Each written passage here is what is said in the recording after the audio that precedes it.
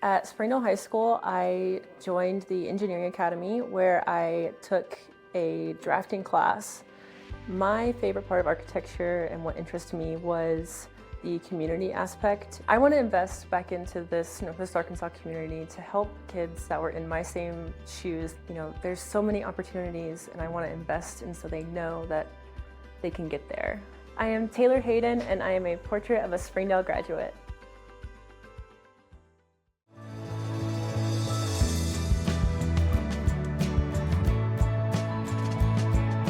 Hi, and welcome to Springdale Today. I'm your host, Mary Jordan.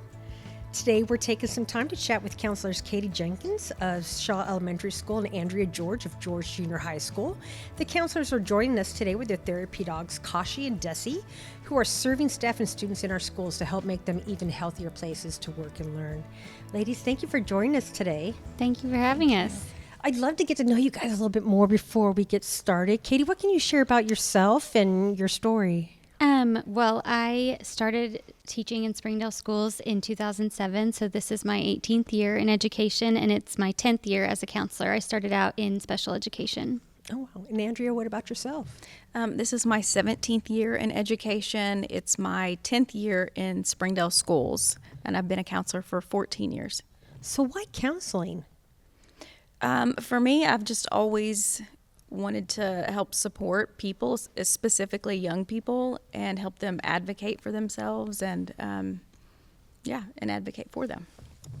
What about you, Katie? Yeah, I have always cared a lot about making sure that the whole child is taken care of. And so we know that kids can't do their best in school if there are other needs not being met or if they're struggling socially or emotionally. And so I just really wanted to support all of that. Well, what does modern counseling look like? I have a tendency to think of it as like you go down to the counselor when you have a problem and that's it. But there's a lot more to what you guys are doing in schools, right? There's a lot more, but that's a good start. I think we know that students come to us every day with a variety of challenges, even students who haven't faced huge setbacks have things that they're navigating in adolescence. And so I think of it kind of the school counselor's office as a little bit like triage. What do you need? How can we help you meet that need? What other people do we need to involve and collaborate with? Do we need to refer you to something outside of the schools? And just working with families and students and teachers to make sure that we're taking care of the whole child. Well, Andrea, how does therapy dogs or therapy animals factor into that? I think a lot of students come to us and maybe they don't have the coping skills that maybe we wish that they would. And therapy dogs, therapy animals, they really help just create an environment of calm and safety for kids so that maybe we can figure out what their needs are to decide the next steps for them. Well, and then how are Kashi and Desi good fits for your particular schools?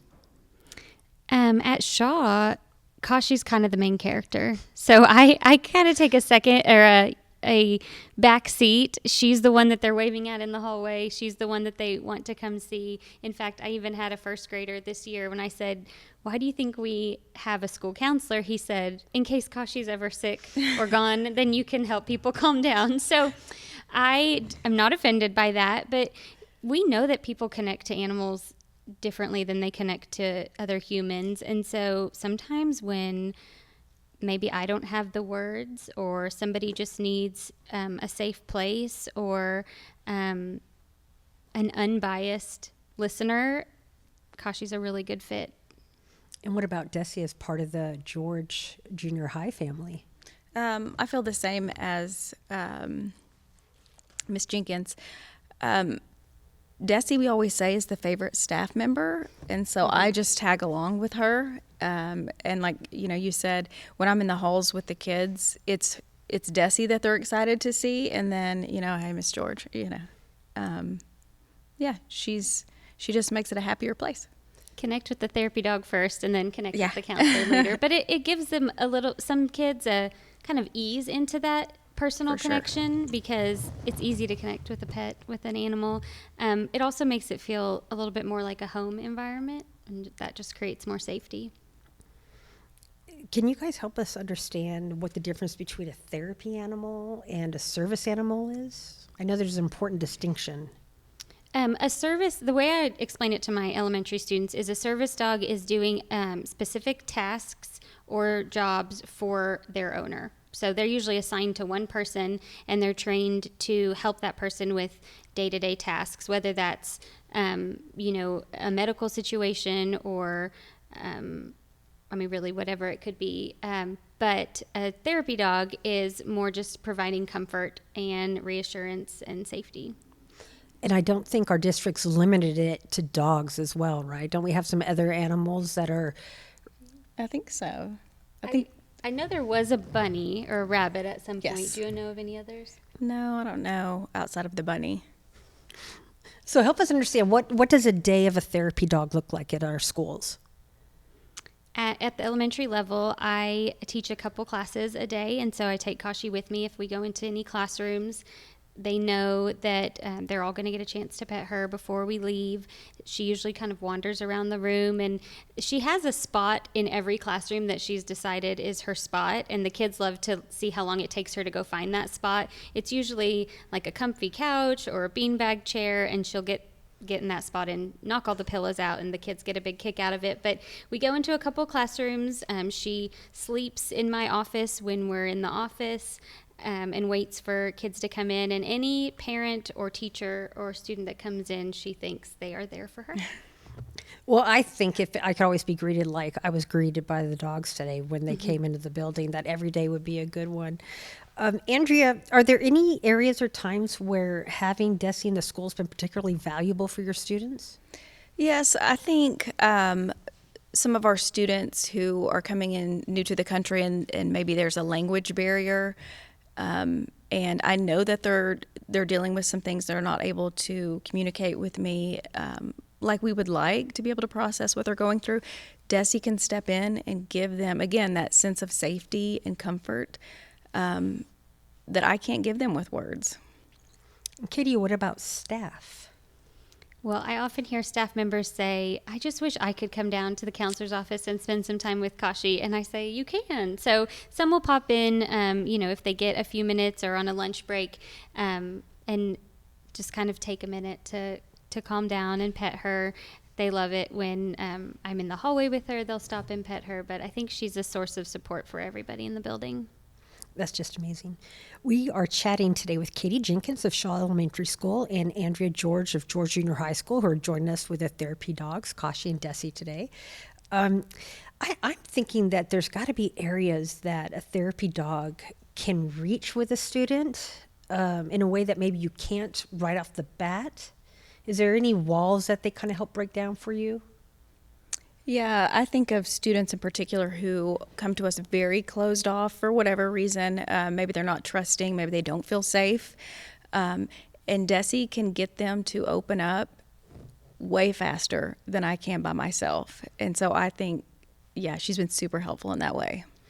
What about social emotional learning? How does that come into play with the students as far as the dogs becoming something that's actually educational too?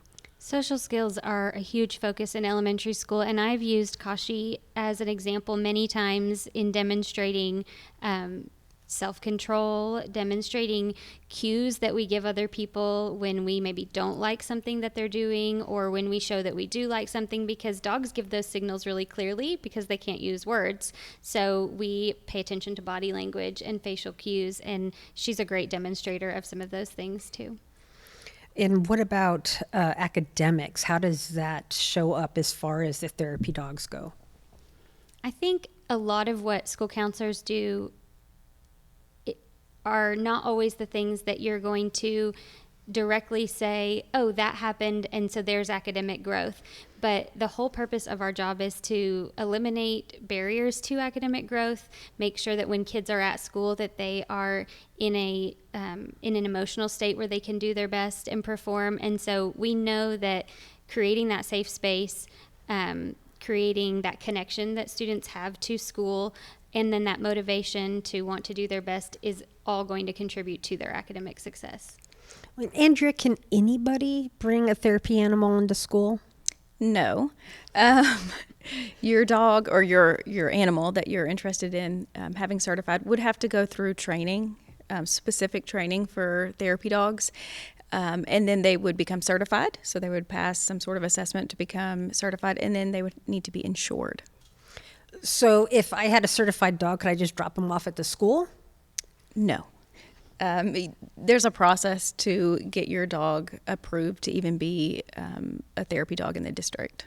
And as I understand it, even somebody in the school who's working with the dog has to be certified. Is that correct? You have to be certified as the handler, correct? And about how long, Katie, does it take to get a dog into a place where they're ready to go into a school? There are a few different agencies that do the training. Kashi went through about a year and a half of training before bringing her into the school. I'm not sure about Desi. It was a long process, probably a year. Andrea, are there any preferred traits for therapy dogs? If someone was thinking it might be a good fit for their family pet, what might you have them consider? I think just the way that low energy. No, I think that dogs who naturally give love and they're affectionate, and it sounds silly, but when they can read the room and see who needs them, then they are probably more geared to be a therapy dog. I think dogs who are aggressive at all or who are naturally nervous probably wouldn't be a good fit for a therapy dog. As much as you teach the students how to, be safe around them and treat them the right way, there are going to be times that, a kid gets too close or maybe pulls a tail or something. And so I feel like I've seen a lot of tolerance in Kashi, so I know tolerance is important, but just a very kind of easygoing demeanor is best. Are there differences in the way elementary school and junior high students may approach the animals? I think it's a little bit different, honestly, in every school and the way they utilize their animals, which is why I thought it'd be great to have another example, because I know that, like, I keep Kashi on a leash, but I know that not every school does that with their dog. And so I think it's a little bit different between schools.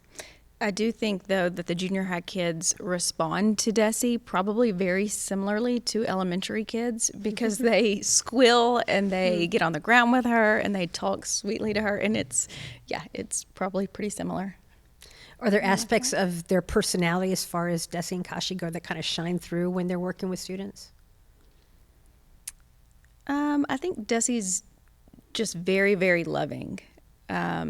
Maybe too loving sometimes, where I'm like, hey, I think they're done with you for now. And so, she brings that for sure. That's funny, because Kashi does the same thing. And if I have two chairs in my office, if you're sitting in one, she sits in the other. And if you stop petting her or scratching her, she'll paw at you to do it again. So it seems like she can't get quite enough attention. But I also see her like listening for maybe a yell or a loud noise in the hallway. If she hears somebody crying coming into my office, she is immediately on alert, like she knows that she's got a job to do in just a couple minutes.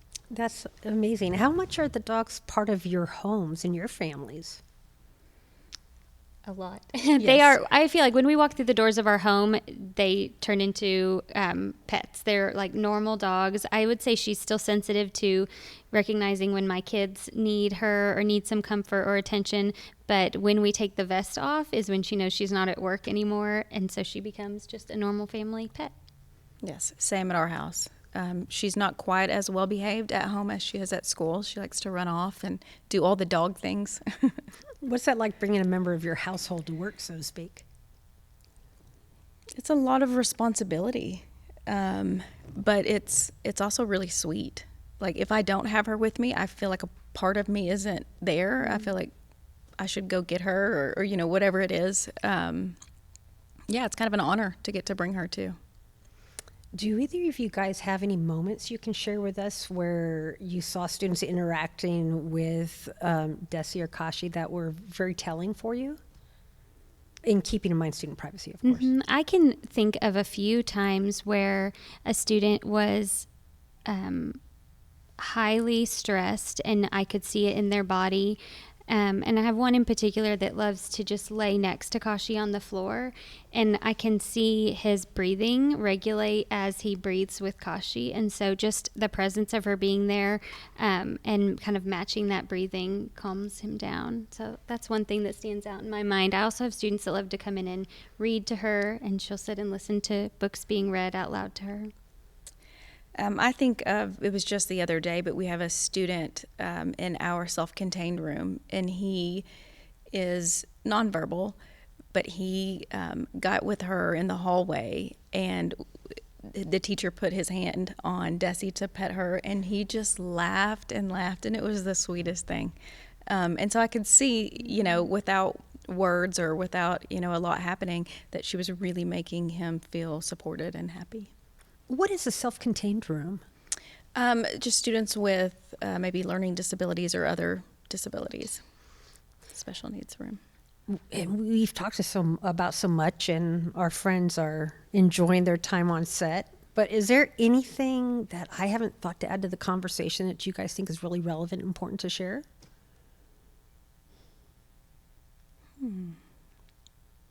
Well, bringing Desi has exceeded any benefits that I thought she would provide. How so?